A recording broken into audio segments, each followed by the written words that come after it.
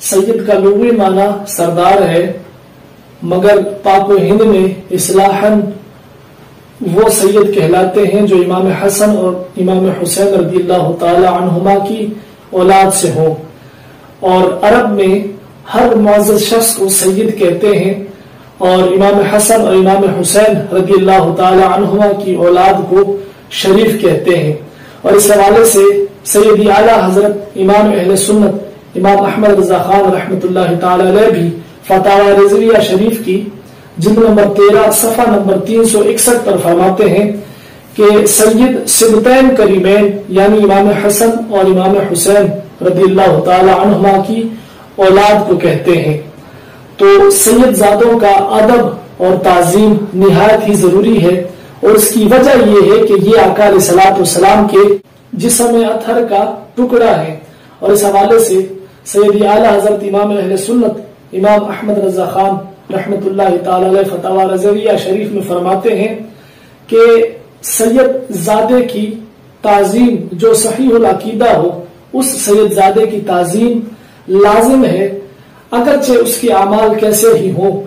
تو ہم ان کے عمل کے سبب اس سید زادے سے نفرت نہیں کریں گے، یعنی جو ان کے برے عمل ہیں فقط ان برائیوں سے نفرت کریں گے، سید زادے سے ہم نفرت نہیں کریں گے۔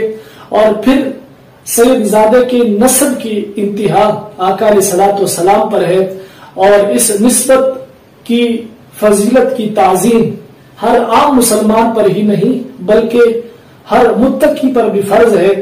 کیونکہ سید زادے کی تعظیم کرنا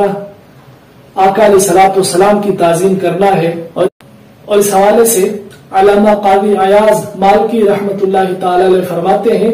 کہ رسول اللہ صلی اللہ علیہ وسلم کی تعظیم اور توقیر میں سے یہ بھی ہے کہ ہر وہ چیز جو نبی علیہ الصلوۃ والسلام سے نسبت رکھتی ہے اس کا ادب اور اس کا احترام کیا جائے، اور مکہ مکرمہ اور مدینہ منورہ کے جن مقامات کو آقا علیہ الصلوۃ والسلام نے مشرف فرمایا ان کی تعظیم کی جائے، اور جس جگہ نبی علیہ الصلوۃ والسلام نے قیام فرمایا ان جگہوں کی بھی تعظیم کی جائے۔ اور اسی طرح آقا علیہ الصلوۃ والسلام نے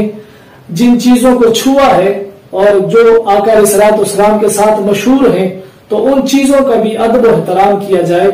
تو جب آقا علیہ الصلوۃ والسلام سے نسبت رکھنے والی چیزوں کا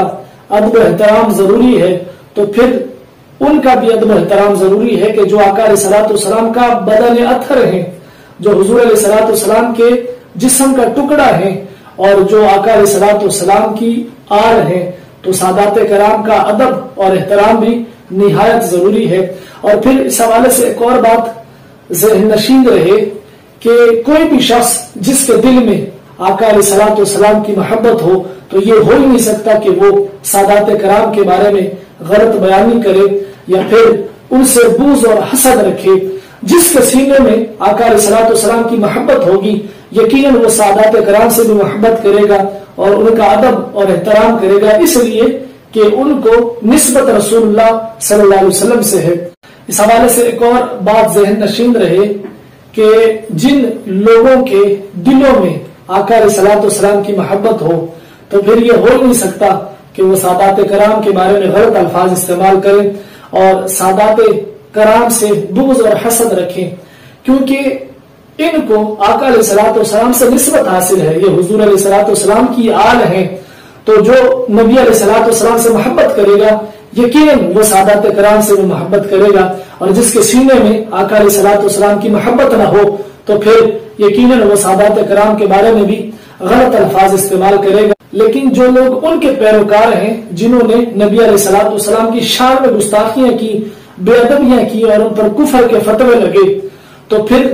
ان کے سینوں میں سادات کرام کا ادب کہاں ہو سکتا ہے، کیونکہ ان کے اکابرین نے رسول اللہ صلی اللہ علیہ وسلم کا ادب نہیں کیا۔ تو جن کے اکابرین نے رسول اللہ کا ادب نہیں کیا تو پھر ان کے ماننے والے سادات کرام کا ادب کہاں سے کریں گے؟ تو ایسے لوگوں کے لیے صرف دعا ہی کر سکتے ہیں کہ اللہ تعالیٰ سے